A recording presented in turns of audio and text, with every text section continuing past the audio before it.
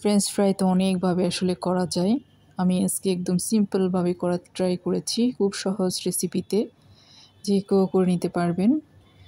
তাহলে চলুন রেসিপিটা দেখিয়ে নিই। প্রথমে তো আমি আলুটা যেভাবে ফ্রেঞ্চ ফ্রাইয়ের মতো করে কেটে নেওয়া হয় সেভাবে কেটে নিয়েছি, ধুয়ে নিয়েছি বেশ ভালো করে।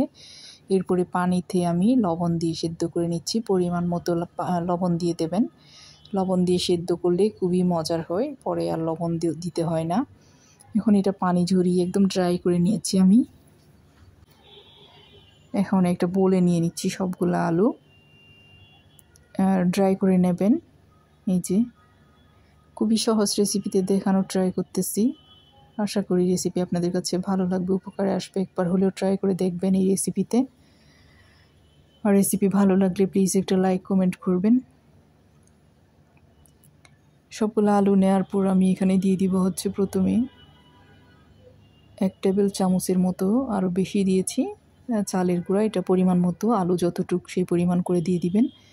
এখানে তো আমি আলু কতটুকু নিয়েছি আপনারা দেখে বুঝতে পারতেছেন। আর নিয়েছি কর্নফ্লাওয়ার দিয়ে দিয়েছি 1 চা চামচের বেশি হবে এখানে।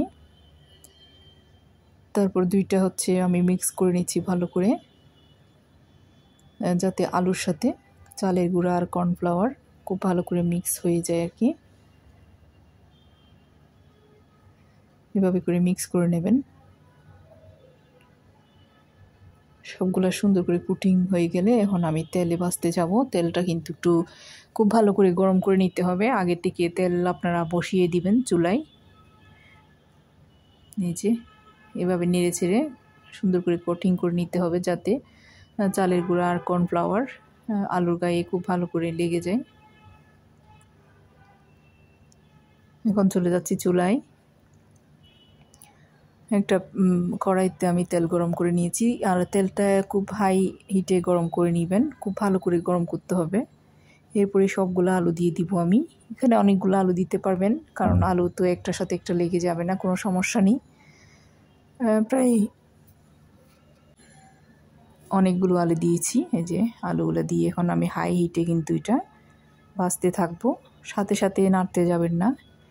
কিছু সময় যখন একটু ভাজা হয়ে যাবে তারপর উল্টাতে যাবেন, দেখবেন যে এটা শক্ত হয়ে এসেছে। কারণ আলুটা সিদ্ধ করার কারণে এটা কিন্তু নরম হয়ে যায়। আর সিদ্ধ করে খুব বেশি নরম করে ফেলতে হবে না, হাফ সিদ্ধ করলেই হয়ে যাবে আলুটা। এখন এভাবে করে আমি নেড়ে ছেড়ে একদম গোল্ডেন ব্রাউন করে নিব। হাই হিটে কিন্তু আমি ফুল রান্নাটা করতেছি। দেখুন কালারটা এরকম গোল্ডেন ব্রাউন যখন হয়ে আসবে তখন কিন্তু এটা নামিয়ে নিচ্ছি আমি। এখানে হয়তো আওয়াজটা শোনা যাচ্ছে না, খুবই ক্রিস্পি হয় তেল ঝরিয়ে। এখন আমি একটা সার্ভিং প্লেটে নিয়ে নিব সবগুলো আলু। আমি 2 ব্যাচ করে ভেজেছিলাম। এই যে দেখুন আমি টমেটো সস দিয়ে কিন্তু এটা সার্ভ করেছি। আপনারা চাইলে মায়োনিজ কিংবা টমেটো সস, যার যেটা দিয়ে ভালো লাগে সেটা দিয়ে পরিবেশন করতে পারবেন। আর ফারিস্তা তো অনেক খুশি, আলু ফ্রেঞ্চ ফ্রাই পেলেই সে মহা খুশি। আজ এতটুকু। আসসালামু আলাইকুম।